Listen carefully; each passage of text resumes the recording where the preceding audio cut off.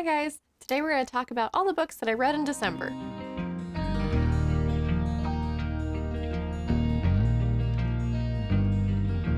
Considering the holidays and such, I was able to get to a lot more books than I expected, so I'm really happy with my overall book count and the books that I read. For the most part, they were around 4 stars. There's, I think, 2 exceptions, but for the most part, it was a really good reading month. So let's dive right in. I started off the month with The Witch's Heart by Genevieve Gornischek, and this was a great atmospheric read. It follows a figure from Norse mythology named Angerboda, and she's most famously known in sort of real-world literature as the wife of Loki and the mother of 3 of his most unconventional children. So this story expands on what is known about Angerboda from actual Norse mythology and gives her a bit more of a background and a fully fleshed out story, and I really enjoyed this. It definitely feels like mythology. A lot of the figures have really just strange powers. It explores this sort of infamous story of Loki turning into a horse and giving birth to another 8-legged horse. So it definitely gets kind of weird in spots, but in a really enchanting, interesting way. The story really deals with motherhood as a really huge theme and her relationship with her 3, again, rather unconventional children. Her eldest is Hal, who is born sort of like half dead and later becomes the lord of sort of the underworld. Another one of her children is a wolf named Fenrir. And her last child is a giant serpent whose name actually escapes me at the moment. But they all have a part to play in Ragnarok. Angerboda can see into the future and is aware of, but is also trying to like do her best to save her children from Ragnarok. And I don't know, it was a really interesting story. Her insights into the future were rather heartbreaking, and her relationship with Loki was so like layered and complex. I had a really fun time sort of picturing Tom Hiddleston as Loki in this. Not so much in like the Thor getup, but just in like a more classical like Norse mythology sort of way. So that was fun, and I really enjoyed this book. I will say really heavy trigger warnings for particularly one scene. There is a scene that I think would be a bit difficult to read as a mother. I know this book has made quite a few people cry. I didn't have that issue with it, but I think if you're particularly sensitive to children being harmed, this would be a bit difficult to read. But yeah, overall, I really enjoyed this book. I thought it was a great way to start off December with a really atmospheric sort of read. And I think if you like any Greek mythology retellings, you should definitely pick this up because it has a very similar feeling while exploring a sort of lesser known pantheon, I think. Norse mythology is just so weird in like a delightful way. So I definitely think this is worth a read. Next up, sort of sticking with mythological figures, I picked up The Golem and the Genie by Helene Wecker. And this follows a golem named Hava and a genie named Ahmad. And through a series of events, they both sort of end up in 1899 New York City and trying to sort of blend in. They both are aware, obviously, that they're quite different from people, and they're just trying to sort of get by. Ahmad doesn't really know why he was in New York City when he's released from his bottle. It's been hundreds of years, and he's trying to find the magician that trapped him or find a way to break the bonds that the magician put on him. Hava is, again, a golem who was created to be the wife of a man who died on the way to New York City from Poland.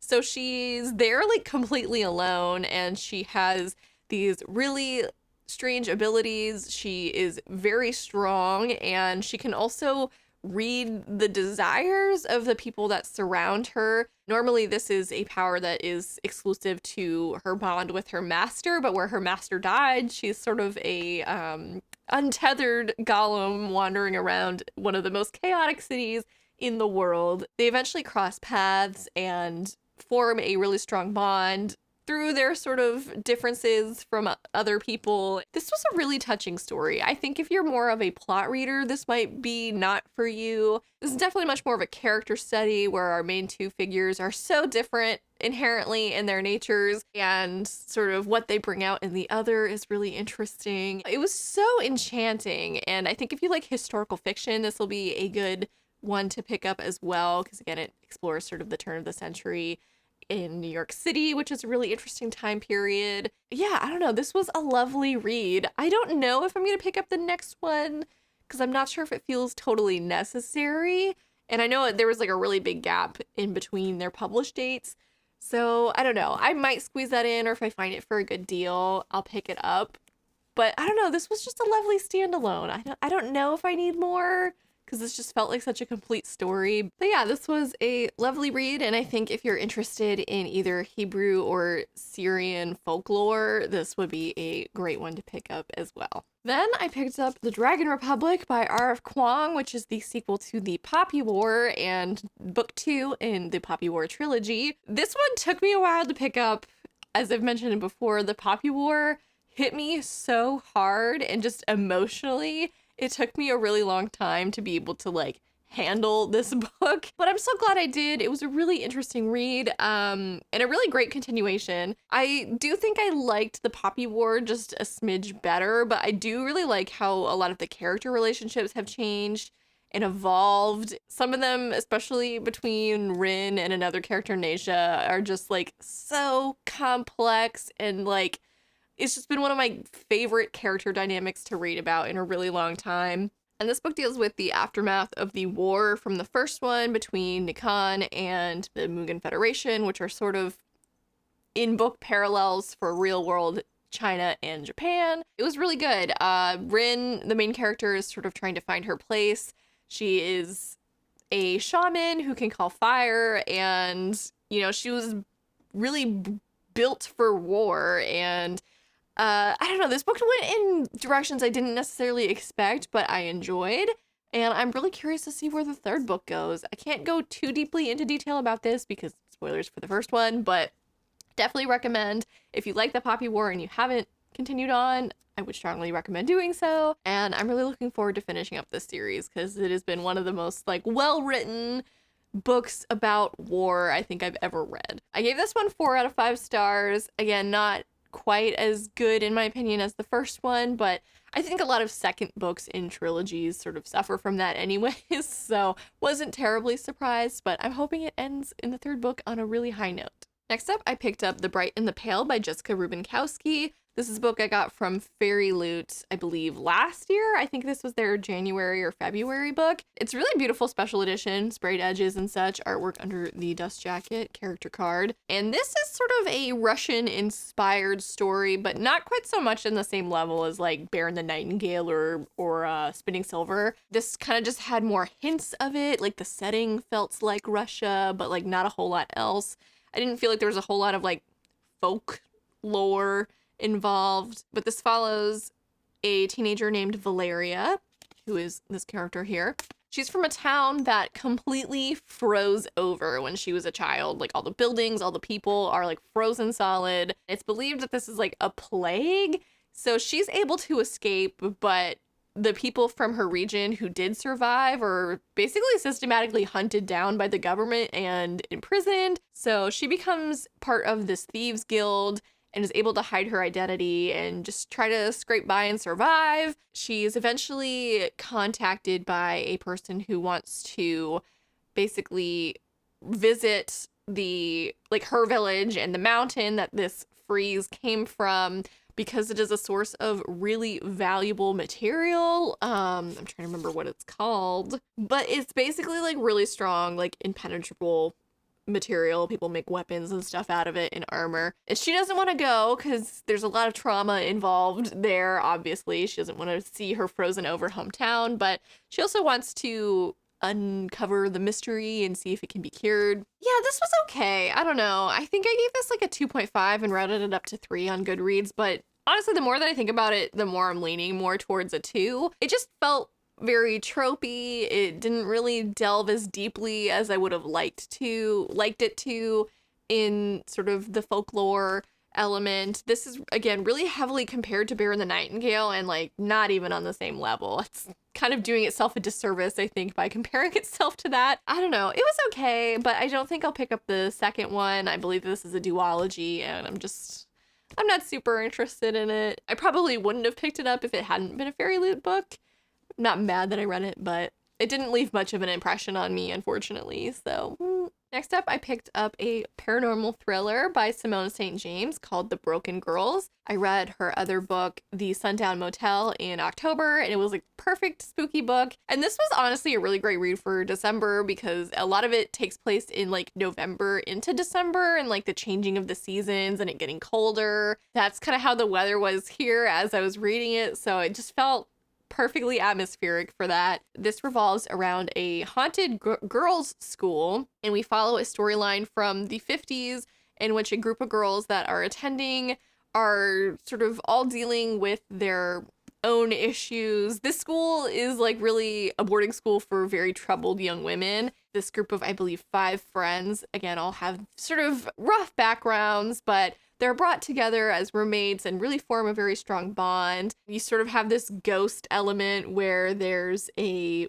young woman who's haunting the school, supposedly. And there's a lot of rumors surrounding her background and like why she's there, but none of the girls really know why exactly.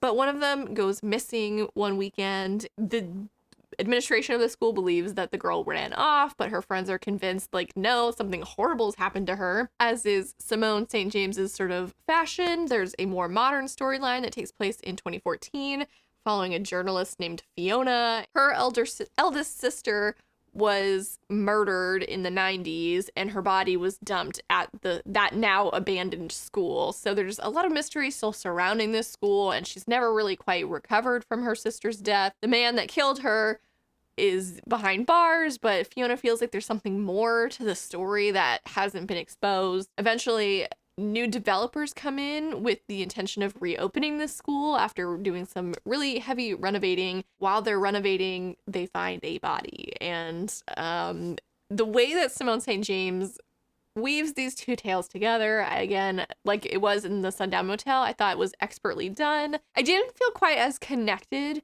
to Fiona, the more modern day character. I was definitely much more interested in the story that took place in the 50s, but that is, again, sort of similar to how I felt about the Sundown Motel. The more flashbacky storyline was the more intriguing one, in my opinion. But I really liked how she weaved in this ghost element as well. I think I'm starting to like prefer more paranormal thrillers as opposed to more like realistic thrillers because I like the ghost element. And I also really enjoy the fact that the ghost is like part of the story, but is not like the necessarily main problem. She's just sort of exposing the dark underbelly of the history of this building and this institution. I really enjoyed this. Again, if you are looking for more wintry, thrillery reads, would definitely recommend this one. And I gave it, I believe, 4 stars. I liked Sundown Motel a bit better, but this was still a really strong book in my opinion. Then I read The Holiday Swap by Maggie Knox. I got this on a Kindle deal, so I read it on my Kindle, but I know it was a pretty popular book of the month choice this last month as well. And this follows 2 twins. They're both talented with baking. One of them went to like culinary school and is now a host on a baking show in LA, and the other is currently running the family bakery in their small town, also in California, but a few hours away from LA. The one that works as a television host suffers a really bad concussion on the job one day, and she enlists the help of her twin sister to switch places with her and act as her on this show. Meanwhile, she's going to go back and run the bakery. And the reason this is such a big deal is that she's up for sort of this other job where she'll be hosting solo, and she really wants to get it, and she knows if she can't continue to work this show, she's going to blow her chance. So her twin sister agrees, and they swap places. Of course, they both end up meeting men in their sisters' lives that they fall in love with, and they have to deal with this whole twin switching shenanigans. It was cute. I liked it. I ended up giving it 3 stars. I thought it was very much like a Hallmark movie or like a Netflix Christmas movie. It wasn't steamy at all. If you like your romances like that, this was not it. But I didn't think it was bad because of the lack of that. It was definitely very cute. The ending I thought was a little melodramatic and cheesy, but again, sort of like that Hallmark Netflix movie feel. So if you're looking for something like that in book form, I know the holidays are now over, but would recommend it. It was cute, not like my favorite romance of all time. I'm glad I got it as a Kindle deal, but it was cute. It was cute. Earlier in the month, I forgot to talk about it, but I also read King of Battle and Blood by Scarlett St. Clair. I talked about this book in my worst books of 2021 video, so spoiler alerts on my thoughts about it, but this book follows a young woman named Isolde, and she is a princess whose land is basically about to be taken over by a vampire lord who's kind of going on a march to take over the whole continent and become sort of an emperor. She hates him. She hates vampires as a rule. Hates their way of life. She thinks they're all monstrous and that every evil creature in the world was basically the result of vampires. Her arranged marriage to this man basically ensures that the people of her land won't suffer, you know, they're submitting peacefully, but she intends to try to kill him later on, but eventually falls in love with him. I don't know.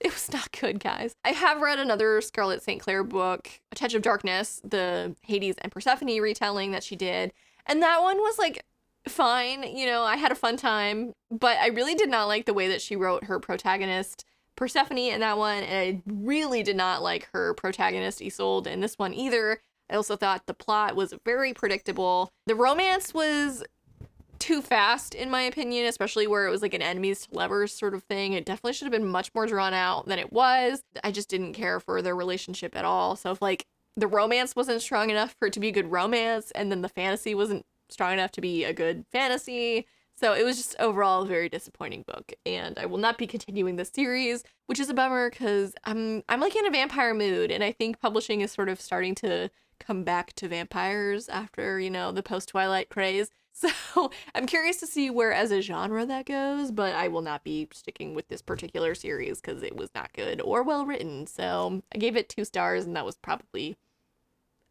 kinder than I could have been.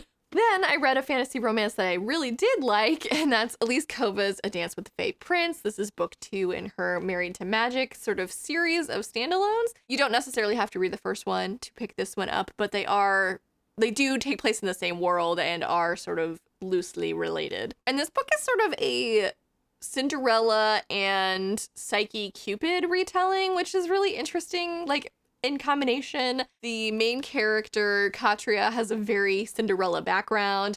Her mother died when she was very young. Her father got remarried to a really horrible woman who had a child of her own already, who's also very horrible.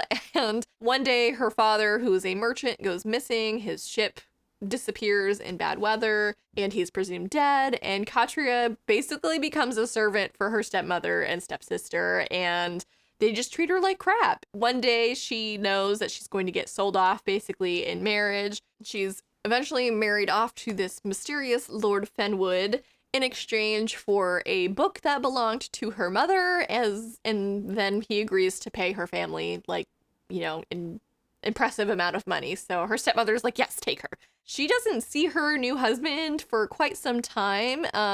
She arrives at her new estate, which is quite impressive, but there's quite a few rules that she has to follow. She's not allowed to leave the ground. She's not allowed to go into the forest, and she has to stay in her like wing of the estate after dark. And she's fine with these rules. It's definitely an improvement on her life before, but she's starting to feel like kind of useless. She's used to doing all these things around the house. She's also frustrated that like she can't meet her new husband because he's very busy. Eventually he does agree to meet her, but she has to agree not to look at him. So they're sitting in like chairs that are facing opposite directions as they get to know each other and stuff like that. And she's not sure why she's not allowed to look at him. She thinks like, oh, he must be hideous. But it turns out he is a Fae Prince.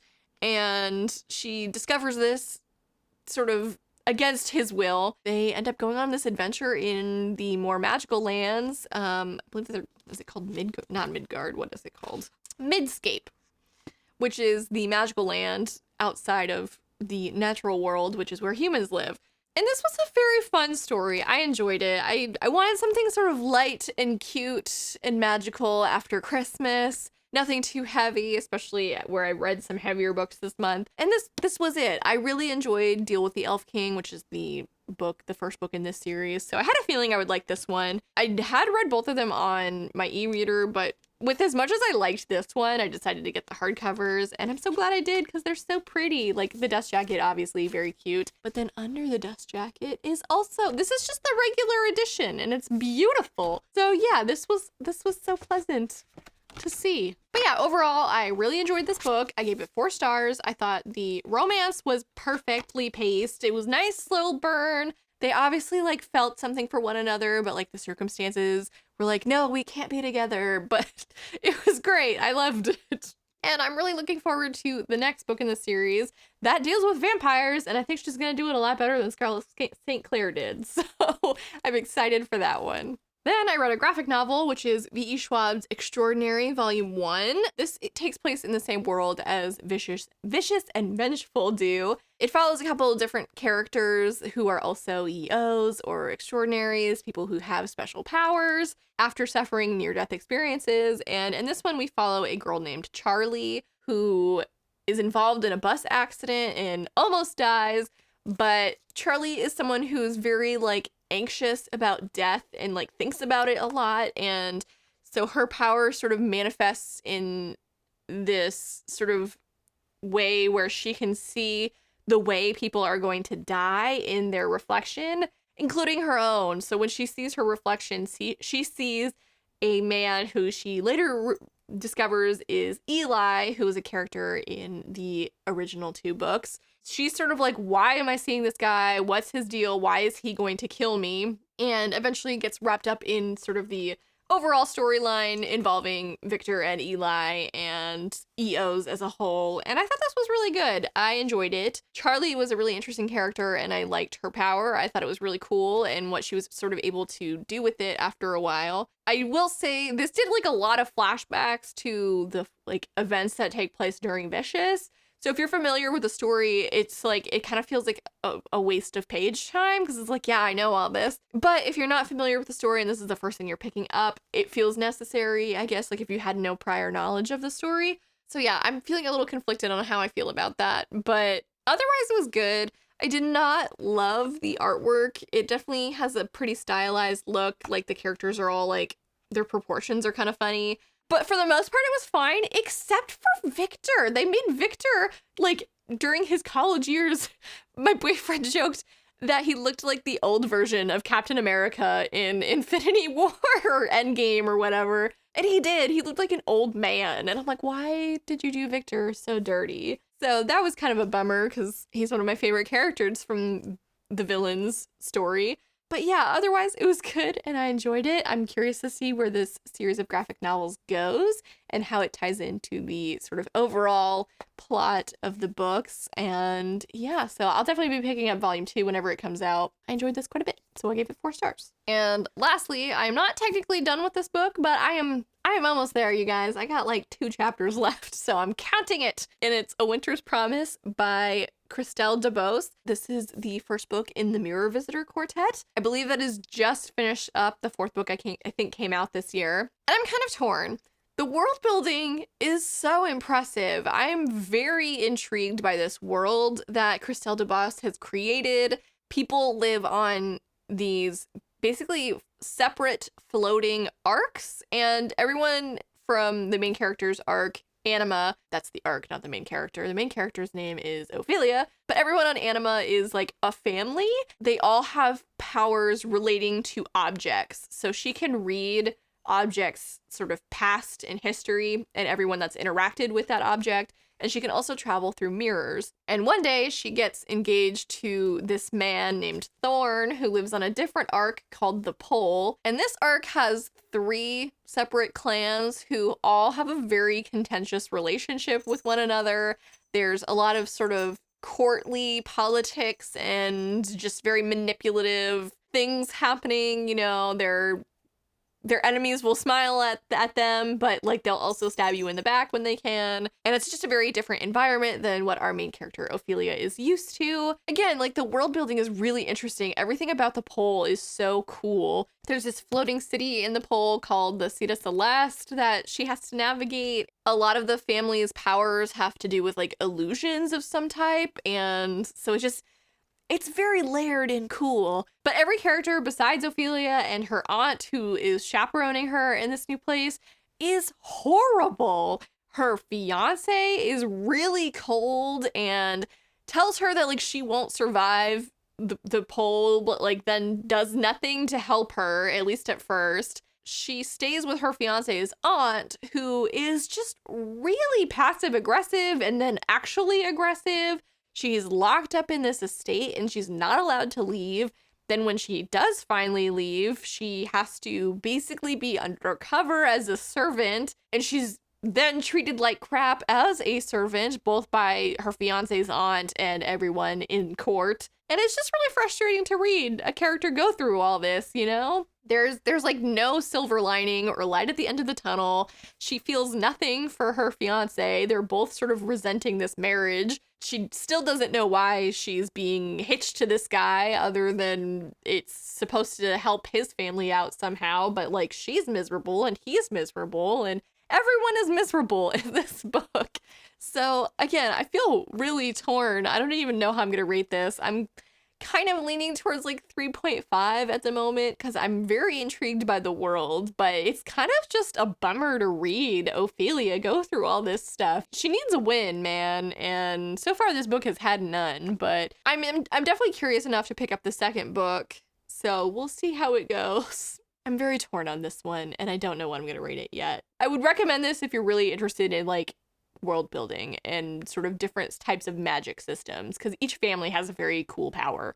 So I do like that. There is also a weird sort of incest thing going on that will not be for everybody. Again, Ophelia is from this arc called Anima, where everyone is like literally related to one another. And she was, before getting engaged to her fiance, she was expected to marry one of her like distant cousins. So that's sort of weird. And then every arc also has like a family ancestor or like a family spirit who's an immortal being, but is literally like the ancestor of everyone on that arc. And there is a character at the pole who is pregnant with their ancestor's baby, which is very strange. So again, that's not going to be for everyone either. I'm so confused by this story. I don't know how I feel, but I read it and I'm talking about it, so it's in the wrap up. All right, and that's all the books that I read in December. It was, again, a very good reading month, both in number and quality of books. There was only one that I outright really didn't care for, and again, A Winter's Promise. I haven't digested it enough really quite yet to know how I feel about it, other than I'm intrigued. But yeah, overall, pretty happy with this month of reading. I'm really looking forward to what 2022 will bring for reading. And this next month, I'm already sort of itching for my January reads, so gonna jump into those as soon as possible. Let me know down below if you've read any of these books. I would love to talk about them, especially if you've read A Winter's Promise. Give me your thoughts. I need somebody to bounce this off of just to kind of help me figure out my own. But if you've read any of these other ones, obviously, too, let me know. What did you read in December? Are you happy with what you've read recently? I would love to hear about it. Feel free to follow my socials down in the description box below, or like this video, subscribe to this channel if you haven't already, and have a lovely day. Bye.